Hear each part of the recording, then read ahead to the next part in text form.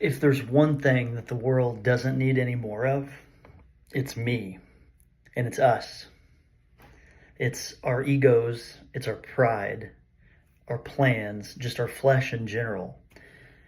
But the world does need more of Christ. Let's talk about that on day 185.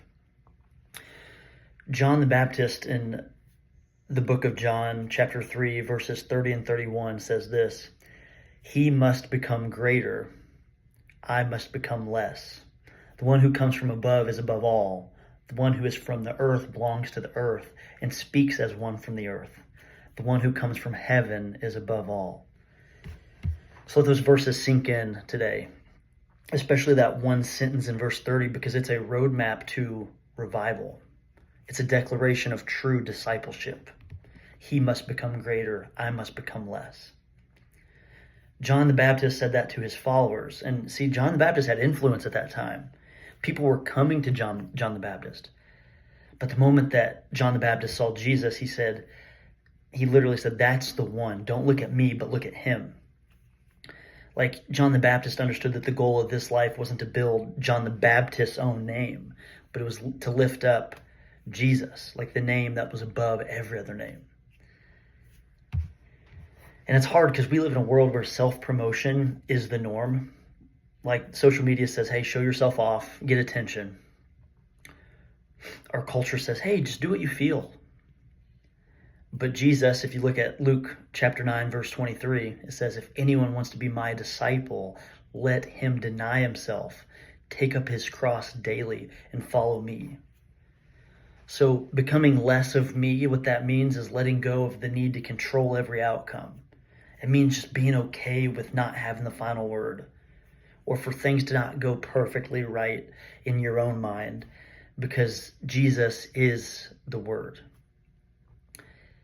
Sometimes I think that we believe our way truly is better. If you look at Proverbs chapter 14, verse 12, it says, there is a way that seems right to a man, but its end is the way of death. So how do we remember to just stop asking Jesus to ride shotgun in the car when Jesus died to be the driver? And the thing that people sometimes get misconstrued is like, more of Jesus doesn't mean any less joy. It means actually having real joy. And more of Jesus doesn't mean having any less freedom. It's actual true freedom in our lives when we can rely on him, cast our anxieties on him. Another verse for you, I'm throwing a lot of verses out today that reflect this message, but in Galatians chapter 2, verse 20, it says, I have been crucified with Christ. It is no longer I who live, but Christ lives in me.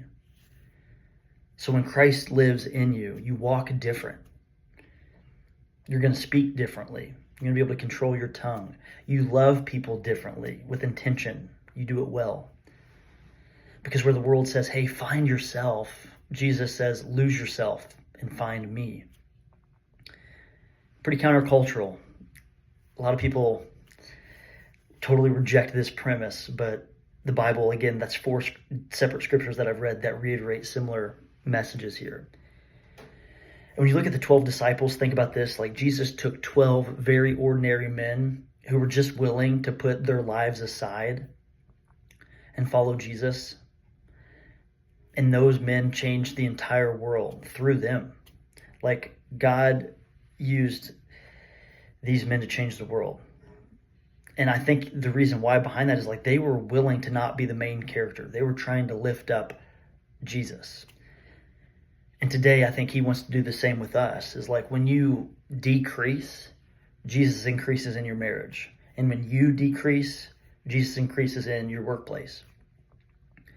And when you decrease, Jesus is going to increase in your ministry.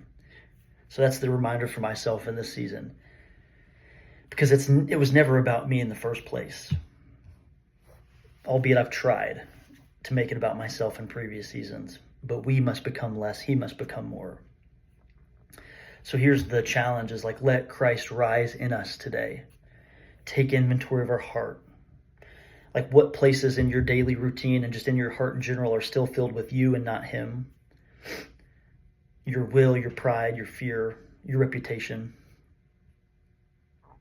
We're going to go ahead and lay those things down. Let the spotlight of our lives shift to let Jesus be the center of it all, not just a part of it, not just a part of our life, but the center stage of it all. And in closing, it's just that reminder that when there's less of us, there's more room for Jesus. And when there's more of him, that's when those dead, broken things in our life actually come to life. That's when those storms are stilled in our life. And that's when those chains are broken. So as we close in day 185, just remember that he must increase and we must decrease. Day 185.